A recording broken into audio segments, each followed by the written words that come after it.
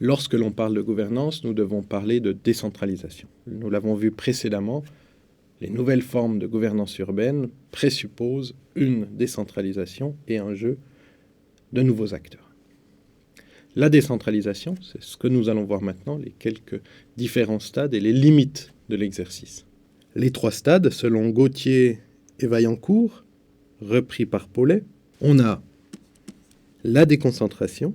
Ce sont des agents qui exercent des fonctions dans les collectivités locales, mais qui sont rattachés au gouvernement central.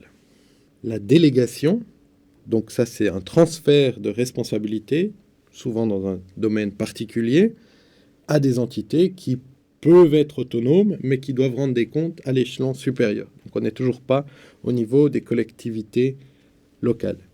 Et ensuite, on a la dévolution, qui est un transfert de compétences aux gouvernements locaux. Et ces gouvernements ont une autonomie dans la décision. Donc c'est vraiment l'ultime stade, le seul qui correspond exactement à ce qu'on appelle la décentralisation. Donc la décentralisation, elle peut être à la fois politique, et on s'inscrit très clairement dans la notion de dévolution, mais la décentralisation, elle devrait aussi évidemment être économique, financière, et pas seulement politique. Et c'est là, nous le verrons tout à l'heure, qu'il y a un problème, puisque souvent la décentralisation politique a eu lieu, mais dans les faits, la décentralisation financière n'a jamais eu lieu. Alors l'état actuel en Afrique de la décentralisation. Alors vous allez trouver des textes très anciens qui datent maintenant effectivement de quinzaine, voire vingtaine d'années, sur la décentralisation. Attention, tous les processus ne sont pas en cours de la même manière dans l'ensemble des États africains. C'est la première chose qu'il faut dire. Deuxième chose, c'est que la décentralisation n'a jamais vraiment très bien fonctionné. Rares sont les États qui ont mis en place clairement une décentralisation, puisque la décentralisation financière n'a jamais eu lieu ou dans très très peu de cas. Et c'est en voyant l'état des finances des collectivités locales que l'on se rend compte que la décentralisation n'a pas fonctionné. Donc il y a toujours un poids extrêmement faible, une faible autonomie financière des collectivités locales. Et on peut dire ce que l'on veut, on peut dire que les textes sont là, c'est sans doute les décrets d'application qui posent problème. La plupart du temps, la loi est promulguée, mais son décret d'application n'est jamais promulgué. Donc, pour résumer tout ça, c'est par l'autonomie financière des collectivités locales que l'on pourra mettre en place véritablement la décentralisation.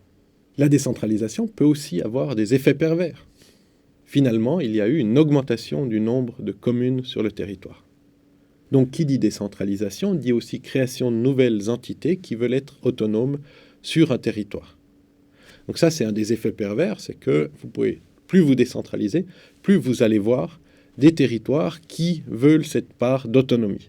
Donc on n'a encore rien gagné, puisqu'on ne va faire que morceler en plus les territoires. Et on sait pertinemment que, notamment pour la gestion des grandes agglomérations, c'est justement pas un morcellement qu'il faudrait, mais un resserrement de ces divers pouvoirs qui permettrait comme ça à une instance supérieure de gérer la totalité de l'agglomération. Les compétences, quelles sont-elles ? On pourrait bien évidemment donner la gestion des grands réseaux, la gestion des services urbains totalement à la collectivité locale, mais la faible capacité financière empêche toute transaction de ce type.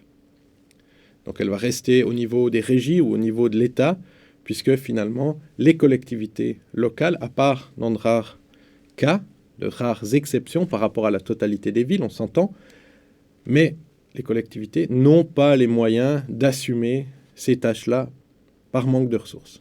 On ne va pas être totalement exhaustif, mais les compétences, c'est par exemple l'entretien du domaine public, l'éclairage, gestion des déchets, l'éducation de base, la santé, tout ce qui est des questions environnementales. Donc on voit ici qu'on est surtout sur des questions sociales plus environnementales. D'accord ? Donc c'est ce qu'on a donné. Alors lorsque l'on parle d'éducation, c'est bien sûr l'éducation de base, puisque en principe les universités n'entrent pas dans ce schéma-là. En effet, pour les universités, on gère cela en principe dans tous les pays au niveau de l'État. Mais l'éducation de base, école primaire, secondaire, sont de la compétence des collectivités locales. On a bien sûr là des choses qui coûtent, qui rapportent très très peu, donc peu de possibilités de recouvrement des coûts. Et en plus, on a des ressources extrêmement limitées de la part des collectivités locales. Les capacités financières, on a à la fois ce qui vient des propres capacités des collectivités, mais aussi du transfert de l'argent de l'État, sous forme de dons ou sous forme de taxes sur la valeur ajoutée, par exemple, où une partie devrait en principe revenir directement aux collectivités locales. Mais on se rend compte dans la pratique que ce transfert de fonds depuis l'échelon supérieur jusqu'à la collectivité locale est très faible par rapport aux besoins et l'État garde une majeure partie des ressources.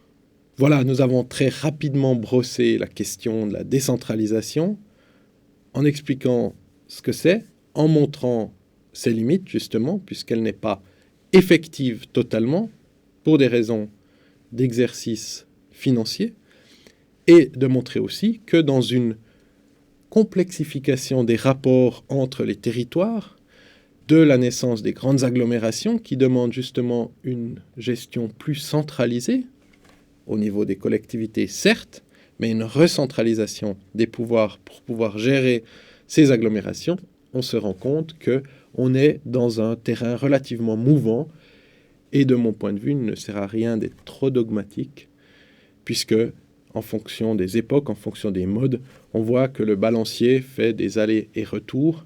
Il faut juste comprendre à quel stade on se situe dans l'histoire urbaine. De mon point de vue, il faut faire très attention en essayant d'appliquer des recettes toutes faites. La décentralisation peut être très bien dans un certain nombre de cas. Elle a ses limites aussi et il faut trouver les formes de gouvernance qui sont durables dans le temps.